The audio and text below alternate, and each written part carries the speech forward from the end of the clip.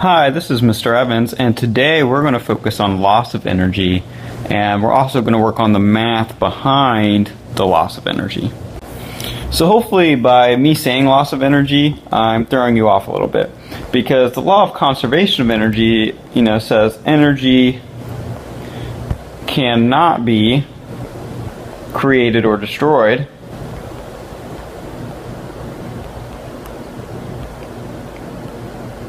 It can only change forms.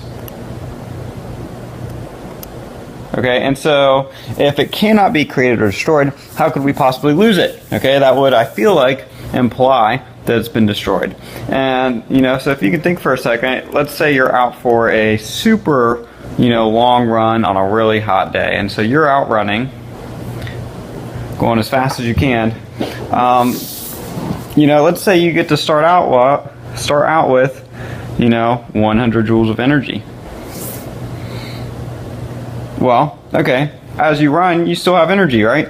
You keep running, but you don't always permanently get 100 joules of energy, and after you've run a few miles, you're going to feel tired. You have less energy left. Let's say now you only have 50 joules of energy. Well, if energy cannot be lost, cannot be created, cannot be destroyed, well, we're missing 50 joules of energy. So if we're missing it, where did it go? Well, there's a lot of options of where our energy could have went, but for the most part, and what I'm concerned about, is recognizing that when energy is, quote unquote lost, what has actually happened is friction and heat.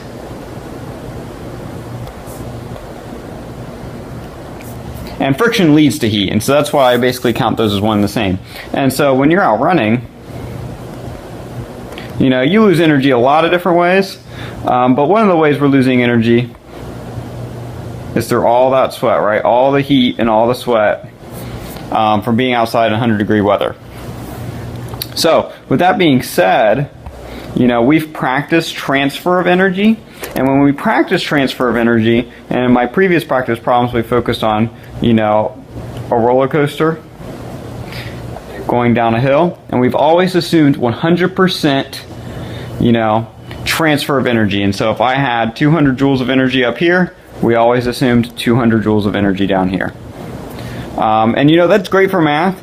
The issue is this isn't realistic. And so now what we're going to practice is what happens when I tell you that we have lost energy. And so with this in mind, let's go ahead and continue with our roller coaster example. But let's give me some more room to work. And so this time we have our roller coaster, and we'll start on top of the hill. We'll go down the hill, and we'll go to the bottom of the hill. And at the top of our roller coaster, we are 50 meters off the ground.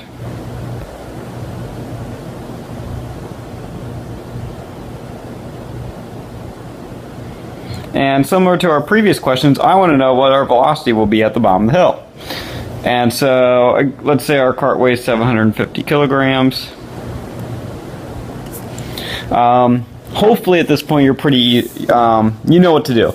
And so you would solve for potential energy, you can say that's the same amount as kinetic, and then you would solve for velocity. Well, this time, I'm telling you we're losing energy, and so we're going to make this slightly more realistic. And what I'm going to say is that as we go down this track here, we lose 10 joules for every 0.5 meters of track. And actually, let's go ahead, let's make that 110 joules for every half a meter of track. We lose 110 joules. And so I'm going to tell you from the top of the hill to the bottom of the hill is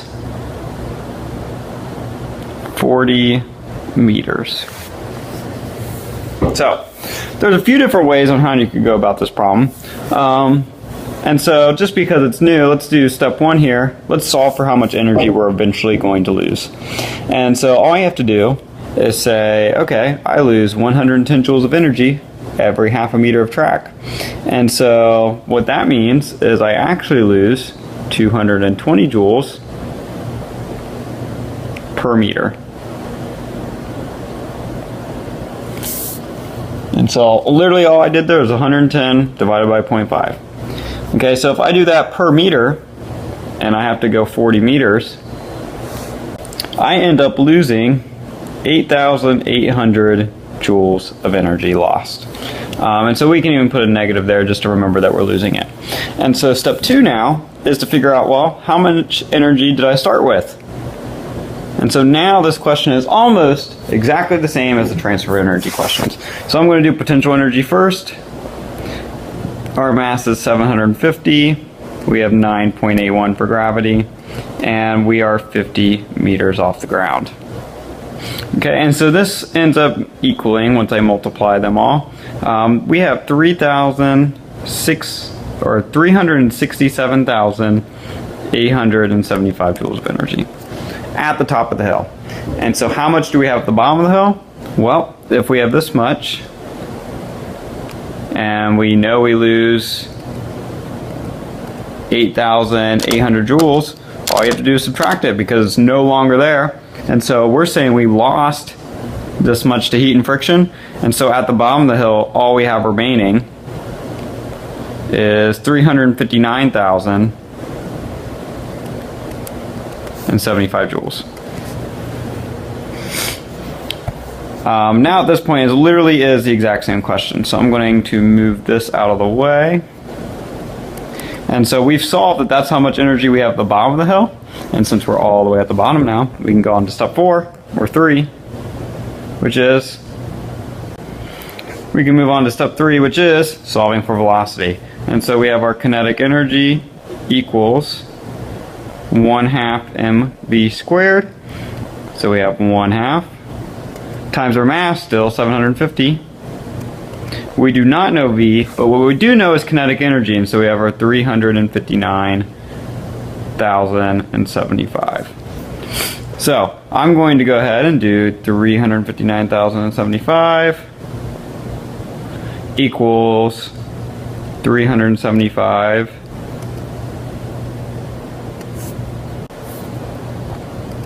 V squared. So then I divide the 375 over, I get 957.53 equals V squared. Now all I have to do is the square root, and I get a final velocity of 30.9 meters per second. So obviously that was a lot of work. What's nice though is if you already know how to do transfer of energy, as in you know how to get from your starting point down to your ending point, the only extra step is considering how much energy you lost and subtracting it from that total. Once you're able to do that, you can solve for anything. You can solve for how high it would go up the hill, how fast it's going at the bottom of the hill, and it's even more realistic because you're considering loss of energy. For my next video, I'm going to talk about incomplete transfer of energy, which would be where you can solve for the speed halfway down a hill, or you can solve for how fast it'll be going at a different height and stuff like that.